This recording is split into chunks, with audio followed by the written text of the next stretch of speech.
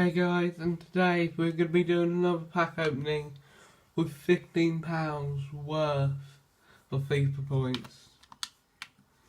First of all, we're going to be opening a rare mega pack. I'm not expecting anything really, considering nothing normally happens from these. But, at least it's a gold, at least it's a board, at least it's Casemiro. And it's going to walk out in our first pack of the day. And it's Kagawa. This lot will help me a lot. That is an actually pretty good pack. With Casemiro out of it. I don't know how much exactly he goes for. And all these position changes as well. That could be quite a bit for me. That could be quite big for my channel now. The next pack we're going to be opening is a Prime Gold Players pack. These sometimes produce good players, but can also sometimes produce absolutely rubbish players. Who's it going to be? Asenjo, I think his name is. That's pretty good really. Yet another Spanish League walkout. Schneiderlin as well. He can be quick sold.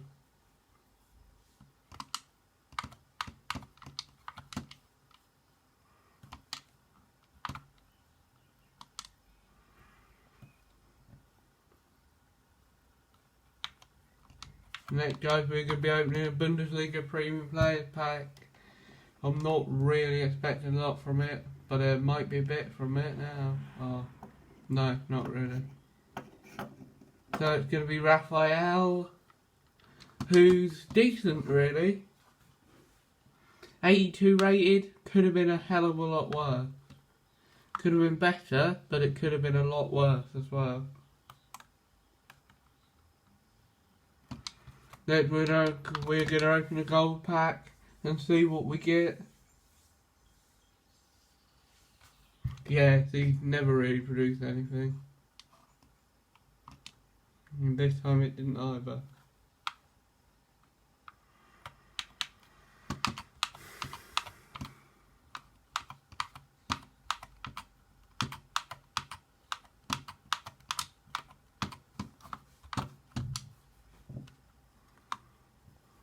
So next we're going to check who the best player we packed was, even though I know it's Casemiro. When it loads up, yes, it is Casemiro. And how much is he currently going for? A decent amount, so I'm just going to lift him up for that and see if anyone bids on him. What I do want to know is... No, we didn't pick up any Liverpool gold players. Because I know that's what's going to be expensive for the marquee matchups this week.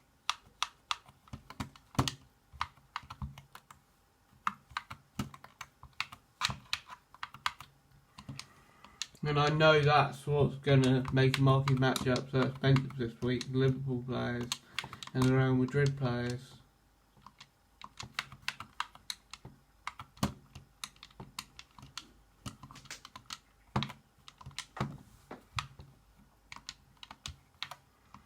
So that was a pretty decent pack opening actually. We got some walkouts, we got some alright players. Not the worst pack opening. Yeah, it wasn't the best. We didn't get any massive players. But we did get some walkouts, so you know. It's a decent pack opening, which can be accepted.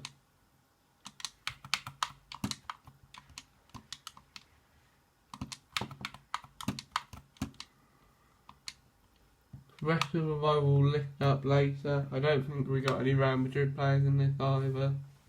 Apart from Casemiro, who I obviously wasn't going to trade out. Well, someone's already gone.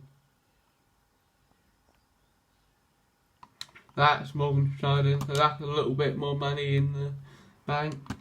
But next we're going to be looking at my analysis of the England squad, who I think should start.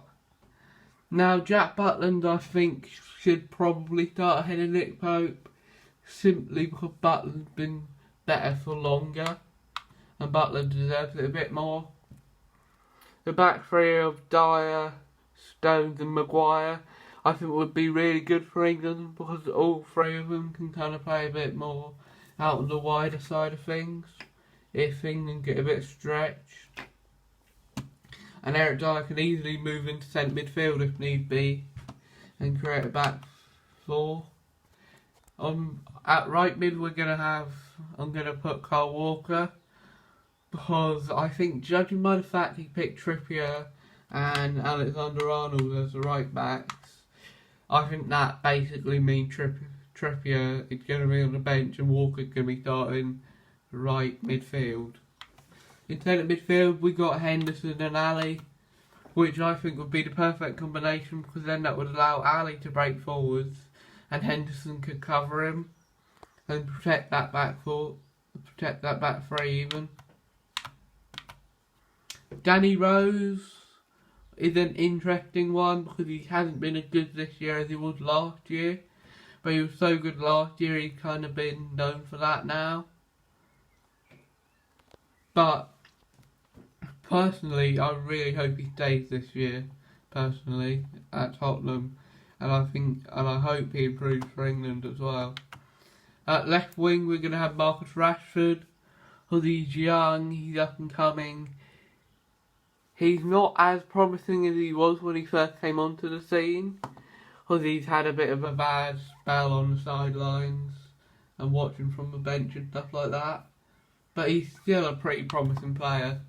Up top, we've obviously got Harry Kane, who is England's best player by a long way in my mind, and England's only real hope of doing anything this year. And the fact he's captain means he's quite a good leader for England. At right wing, it's going to be Raheem Sterling, who I think has improved a lot this year. He's improved the game a lot this year, and he just needs to start scoring for England. On the bench is Nick Pope, who I think he should just about be ahead of Pickford, because Pope did a really good year this year, and he needs to be on that bench. Also on the bench we've got Kieran Trippier, who's had a decent year for Tottenham, but has also battled Aurier a lot and not really nailed it down yet.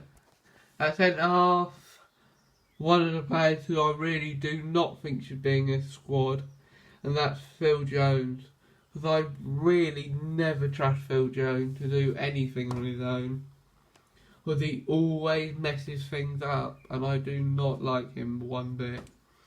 And also on the bench we've got Jesse Lingard, who's had a really good year for Man United this year when he got to play, and he's a really talented player for United and for England.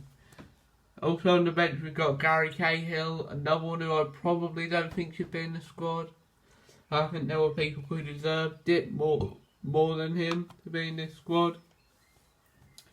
As a striker on the bench we've got Jamie Vardy, who's had a really good year in the Prem actually, goal scoring wise, and he could be a real asset to England off the bench. Also on the bench we've got Ashley Young, who's really reinvented himself this year. No one could see him getting into the England squad this year had he not have had such a good year. Also on the reserves we've got Danny Welbeck, who's one who divides opinion, but in my opinion he can create, so he should be in it. Another one who divided opinion between him and Joe Hart is Jordan Pickford, but I think Pickford does deserve to be in the squad more. But Joe Hart is just a liability nowadays. Trent Alexander-Arnold, I think he's only brought Trent so then he can then Trent can have the experience of training with him and playing a few games with him. I don't think he'll actually start for England at the World Cup or even get a game. Unless we go out the group stage again, then he'll obviously get a game. Here's another one who I don't think should be in this squad, and that's Fabian Delph. Although I honestly think Wilshere is so much better than him and would add so much more to England play than Fabian Delph would. One who I think should probably be in this squad, but not really play any games like Trent Alexander-Arnold shouldn't. And that's Ruben Loftus-Cheek, who had a really good year when he was fit for Crystal Palace. And he had some really good games for England when he played for them. That's going to be the end of this video, guys. Thank you for watching, and I will see you guys tomorrow.